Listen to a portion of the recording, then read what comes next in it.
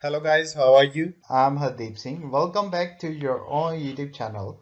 IELTS updates and recent exams. For more updates related to recent IELTS exam writing test topics, listening, reading, practice test, and speaking, you got guesswork. Please, guys, participate in everyday listening and reading practice test to achieve your desired band score in your actual IELTS exam. Please hit the like and subscribe button. Press the bell icon for the upcoming notifications. Don't forget like, subscribe and share my YouTube channel and my Facebook page, IELTS updates and recent exams. Now turn to part 1. You will hear a conversation between two students talking about driving lessons. First, you have some time to look at questions 1 to 5.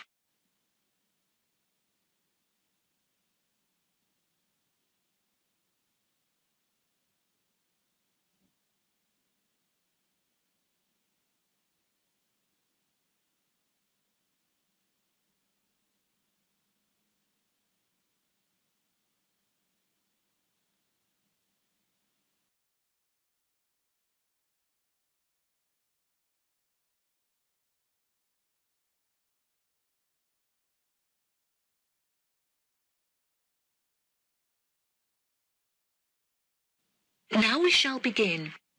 You should answer the questions as you listen, because you will not hear the recording a second time. Listen carefully and answer questions 1 to 5. Hi, Zach. I heard you passed your driving test. Congratulations. Thanks, Olivia. I passed just last week. It feels great to be independent and driving on my own. I really want to take driving lessons, but I haven't been able to find a driving school that will give lessons during the weekends, so that I don't have to miss any classes at college. The driving school that I used was brilliant and really flexible with their teaching hours. It's really close to the school. The address is 67 Kings Road. That's 67 King '(S) Road. Oh, that's perfect.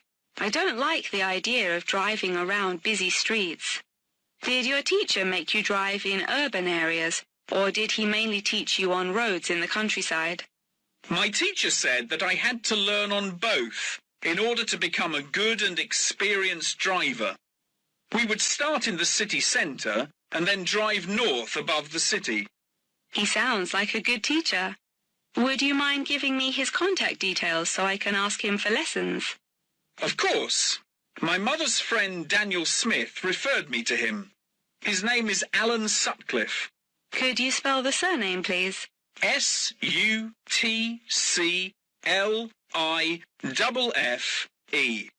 Thanks for helping me out. I'll give him a call tomorrow. I don't know if I should learn in a manual or automatic car. How do I decide? I wasn't sure which type of car to learn in either. In the end, I chose to learn in a manual car, because once you've learned how to drive manually, you can drive automatic as well. Most cars on the road are automatic nowadays. Okay, I think I'll learn with a manual car too then. Hopefully the teacher will be able to give me lessons in the evenings after school. It would be much better if you take the lessons during the day. It will be far easier for you to learn when there is enough daylight to clearly see everything going on around you.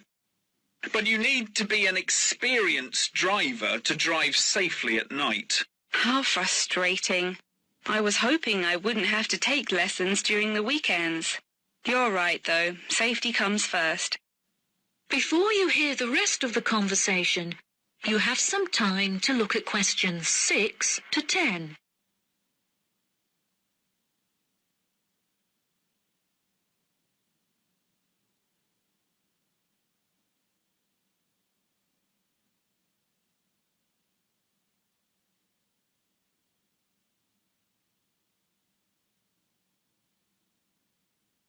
Now listen and answer questions 6 to 10. Speaking of safety, you should wait until summer to start learning. It's really difficult and dangerous to drive in the wind and rain as a learner, so you should definitely wait until the weather is sunny and dry. Okay, that's perfect, actually. It will give me some time to save up some money to pay for the lessons. Tell me about it. I had to work for months before I had enough money saved up. It was worth all the work when I finally got my driving licence, though. The whole process is so expensive. How much did it cost you in the end? Well, each half-hour lesson cost $30, and then the final test cost $50. In total, it cost me about $300. Gosh, it's pretty expensive. How did you find the test? Was it really difficult? No, it wasn't too bad, and the man was really calm and friendly. I knew that I would have to perform 2 parking manoeuvres during the test, so I practiced them a lot beforehand, and that really helped. The test used to last 40 minutes, but it changed a bit. For the first 20 minutes of the test, he gave me directions, and I had to just drive around, and then the last 10 minutes was for demonstrating the manoeuvres. So the test is 30 minutes in total. Okay, great. I'll remember that. Do you have any more advice? It's really good to practice driving a lot outside of driving lessons as well. Whenever my parents were running errands on the weekends, I would offer to drive them. My driving teacher also told me to buy a notebook to write down everything that I've learnt in it, like a diary. That sounds boring, but I'll do it if it helps. I found it really useful.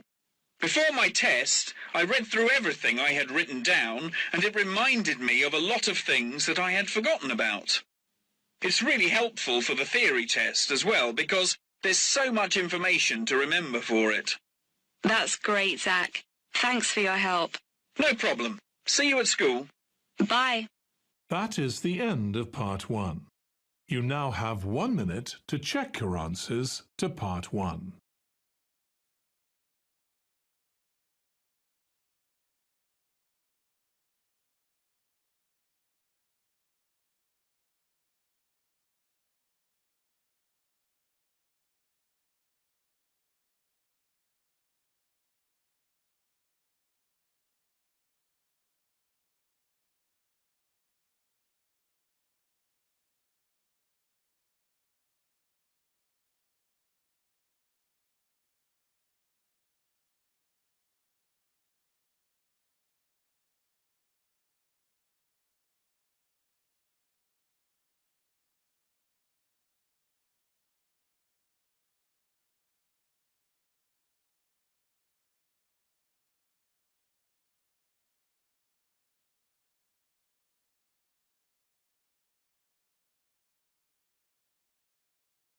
Part 2.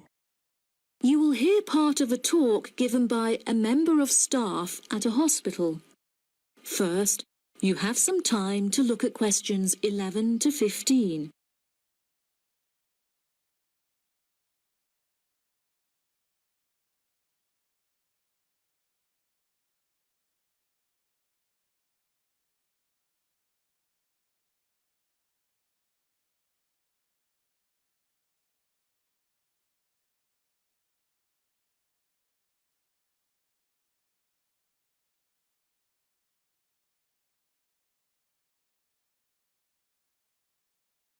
Now listen carefully and answer questions 11 to 15.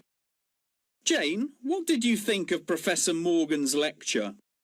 I don't know about you, but I find it incredibly difficult to believe that light influences the environment as much as he says. I've never seen any journal articles, websites or anything that verifies his arguments. It's stupid. On the contrary, I've seen a great deal of research supporting his argument from a wide range of renowned scientists. Have you looked at the recommended textbook listed on the course outline given to us at the beginning of the semester? All the information is in there. Perhaps you've just been looking in the wrong places. I never look at the course outlines. I have so many loose sheets of paper I tend to lose anything I'm given by the end of the day. What's the textbook they recommend? And where can I get it from? I should probably go buy it soon. I'm already behind in the course. Yeah, you definitely should buy it. And our grades are more important this year. It's called The Influence of Light on the Environment. You should be able to find it in the bookshop on campus. If not, they'll order it within 2 weeks. In the meantime, you should read up on Ken Simpson's work. He argues that in order to protect natural habitats, governments should endeavour to turn off lights in cities at night. Well, that's controversial. I doubt any government would be willing to do that any time soon. I imagine roads would become quite dangerous without street lighting. For this issue, Dave Kepler suggests they could just replace the existing lights with more environmentally friendly bulbs. They could even install solar-powered lights. That way, roads will be more eco-friendly while maintaining safety. Although I guess they wouldn't be particularly effective in colder countries, especially during the winter. That's quite a good idea, actually. The price of solar power is supposed to be on par with electricity within the next few decades, and it was on the news this morning. I've also heard that, according to Sharon Gray, in countries with more sunlight, insect-eating animals tend to be smaller in size. Since there are fewer insects, and the remaining insects produced a smaller number of eggs. Yeah, I think I read somewhere that sunlight also has a negative effect on the quality of water, but I'm not sure I believe it. In many hot countries, particularly developing countries, there is a lot of water pollution caused by factories rather than sunlight. Nevertheless, Maria Jackson says that in direct sunlight, the surface of the water becomes more translucent. Therefore, it affects the amount of sunlight that aquatic insects can absorb. Not much research has been undertaken to prove Jackson's theory, but it seems to have been widely accepted anyway. I've never heard of that. I'll have to look it up on Google. The only other theory I've studied is Barbara Swallow's study on how declined insect population adversely affects the frog population. Not that I'm complaining. I hate insects, especially spiders. You have arachnophobia? I never would have guessed. Didn't your brother have a pet black widow spider? Yes, he did, and I hated it. It escaped from its cage once, and we never found it. I had nightmares for months. Before you hear the rest of the talk, you have some time to look at questions 16 to 20.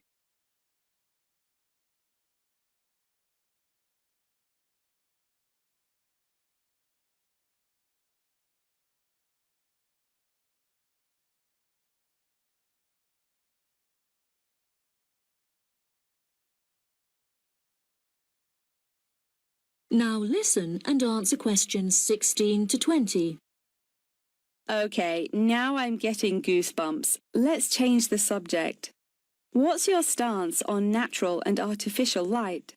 Honestly, I'm not sure it makes much difference which one you use. Species will die out either way. I think the real argument we should consider is global warming and protection or replacement of finite fuels. Solar power provides us with an incredible opportunity to replace electricity, and governments should definitely increase spending on research in this field. The theories discussed in our lectures, like Simpson's and Gray's, are so vague and lack proof, so I don't understand why we even study them. I see what you mean. I don't like learning unsupported theories for exams, and I'd rather spend my time learning something else. For example, I'd be much more interested in studying the animals in safari parks than researching migratory birds, particularly the effect of tourists on the quality of life of animals. As we know, every year thousands of visitors will drive in their own vehicles or ride in vehicles provided by the facility to observe freely roaming animals. Yeah, that would be really interesting. Especially those animals living in more tropical countries like Borneo. Following on from that, I want to study how bringing animals over from foreign countries to put in our zoos affects their life expectancy. For example, do you remember when China sent pandas to Edinburgh Zoo? Apparently, one of the pandas became depressed. but it was never explained why. To me, obviously, you can't take an animal out of its natural habitat and put it in a cage on the other side of the world. It just doesn't work. That is the end of part 2. You now have 30 seconds to check your answers to part 2.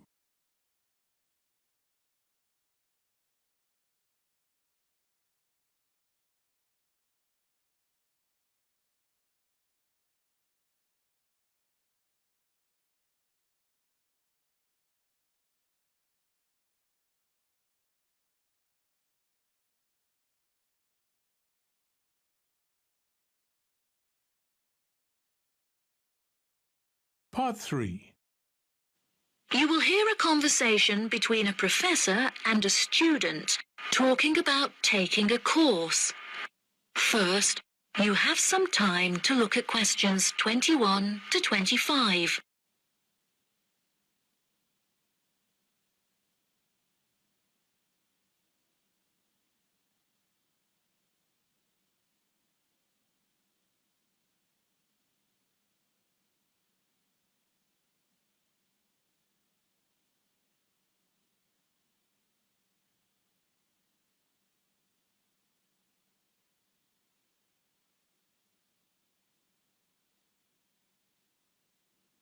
Now listen carefully and answer questions 21 to 25. Excuse me, Dr. Twain. May I speak with you for a minute? Of course, please come in. I'm Charlotte York. I'm considering taking your course in tourism. Right. Well, Charlotte, how can I help you? I have been considering studying tourism. However, it is such an important decision that I would like to seek some advice about it first. Would you mind answering some of my questions? Absolutely. Fire away. Well, I have been discussing courses with my parents, and they are concerned that I will not be able to get a well-paid job with a degree in tourism. The reason that I want to study the course is that I have a great interest in the subject, and I think I would really enjoy it. I believe the only way that I will enjoy my life is if I enjoy my career. Happiness is far more important than money, don't you think? Absolutely. I would much rather be happy and poor rather than rich and miserable. Money cannot buy you happiness. I'm glad you agree. You needn't worry about money, Charlotte. A large part of the tourism course is dedicated to teaching students how to manage finances, a skill that you can apply to your everyday life as well. I would also recommend that you take a sideline course in time management, as this can be incredibly useful in efficiently planning your workload. Efficiency is the key to success. I'll remember that. Now, I have found that some students have natural talents that really help them to succeed in the course. Communication skills, for example, can be very beneficial. Do you have any strengths? Maths was always my favorite subject at school, so I really enjoy solving mathematical problems. However, I find statistics quite difficult. I have always been very capable and self-sufficient. I have a lot of confidence in my abilities and will take the initiative in situations without needing to depend on anyone else for their help. That's a really great quality to have, and will be particularly useful if you choose to study tourism. That's great. I would recommend that you spend some of your time researching the course. A lot of people who are uneducated on the subject claim that tourism is a shrinking industry and that it will become irrelevant in the future. If you study the published research, however, you will see that the truth is quite the opposite. The industry has, in fact, grown significantly as people have developed an ever-increasing interest in culture and travel. Have you compared the university course with a polytechnic? Yes, I have. I was interested in studying the course in modules. However, the university doesn't offer that option. I don't have enough funds to be able to attend an expensive university, so I was relieved to see that the course is quite affordable. I also considered attending a summer school instead of university to save money. and so that I could work during the rest of the year. But I really wanted the university experience. I think that university would suit you well. Before you hear the rest of the conversation, you have some time to look at questions 26 to 30.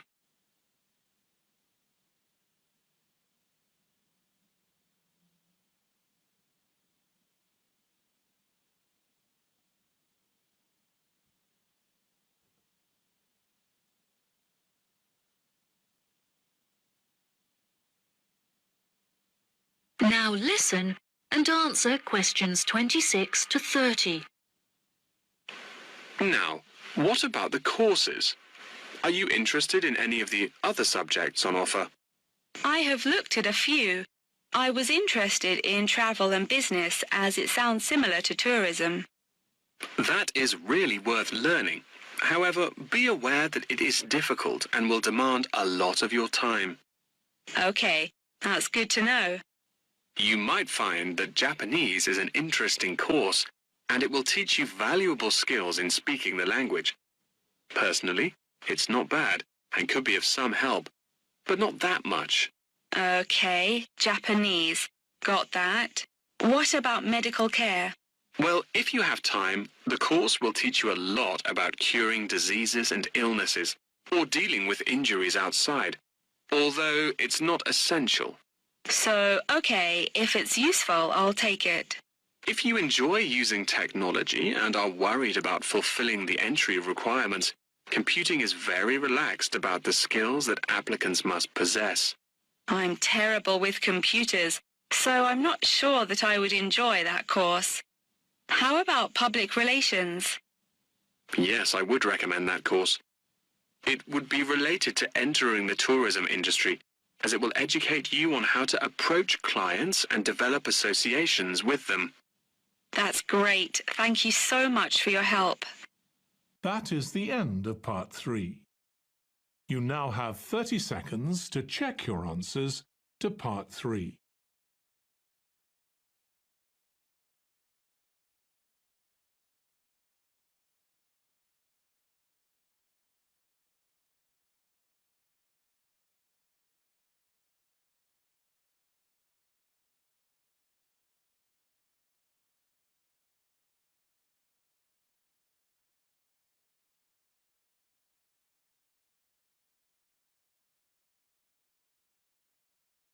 Part 4. You will hear the beginning of a lecture about the Roberts Company. First, you have some time to look at questions 31 to 40.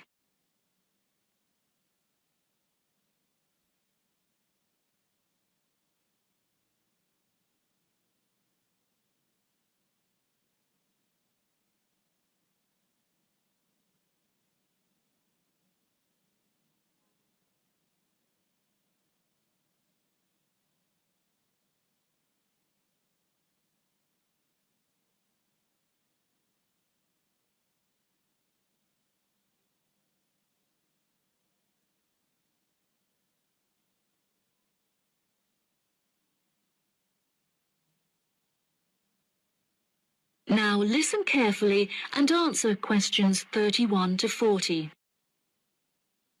Good morning. In the last few lectures, I've been talking about the history of technology in the modern world. But today, I want to use Roberts as our case study, which is a company that develops complex camera technology for a range of industries and disciplines. Since the camera was invented in 1816, it has changed and improved dramatically, with cameras now in existence that can fit on the head of a pin. The company has been founded on a series of principles by which the company operates in its day-to-day business, the most important of these being to enhance the present development of camera technology. Roberts has a philosophy pioneering innovation, having been responsible for the invention of numerous technologies since it was founded by Dwayne Roberts in 1957. It has achieved many of its aims over the years, but its principles and founding aim persists through time, which is to explore new facts and imagine the unimaginable. The cameras produced by Roberts have a multitude of potential applications that are currently being explored. One of these is an anti-gravity camera that they aim to attach to a space satellite from where it will record live, high-definition video and provide fascinating new views of planet Earth. It could also prove useful in exploring other planets by providing researchers with never-before-seen images of the universe. Roberts are also experimenting with attaching the cameras to small drones that will fly through the rainforest in search of plants that could be used to develop future medicine. The camera also has the potential to be used on the roads. As it is 20% cheaper than the speed cameras that are currently in operation, this means that more of them could be distributed across the road network, where they can control traffic by making sure that all cars abide by the speed regulations.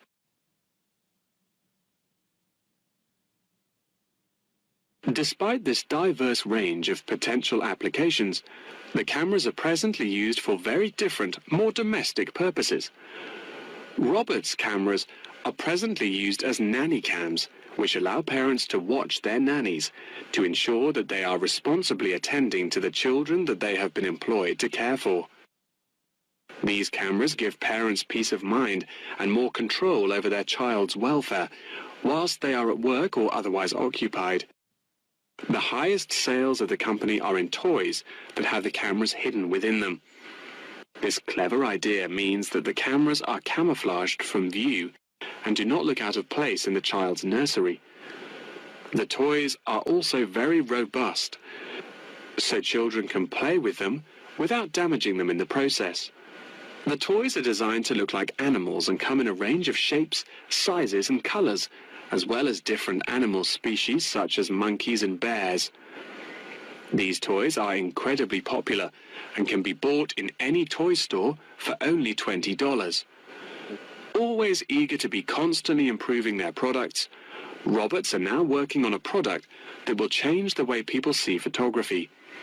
This new contraption is a mini camera that is built into eyewear such as glasses and sunglasses, where it can capture the world as you see it.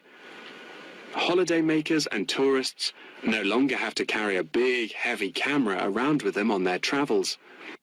They can instead purchase a set of eyewear with a built-in camera, which will capture the moment with a simple tap. Roberts are also developing a model of this tiny camera for use during medical procedures and operations. The camera will be used during non-invasive keyhole surgeries to enable the surgeon to see what they are doing inside the body without having to make a large incision. This innovative application for the camera could make surgeries a lot faster, and the saved time and energy will also make it far more efficient. As the patient will no longer have to undergo a large incision for their surgery, it also means that their recovery will be much faster with a greatly reduced chance of post-op infection.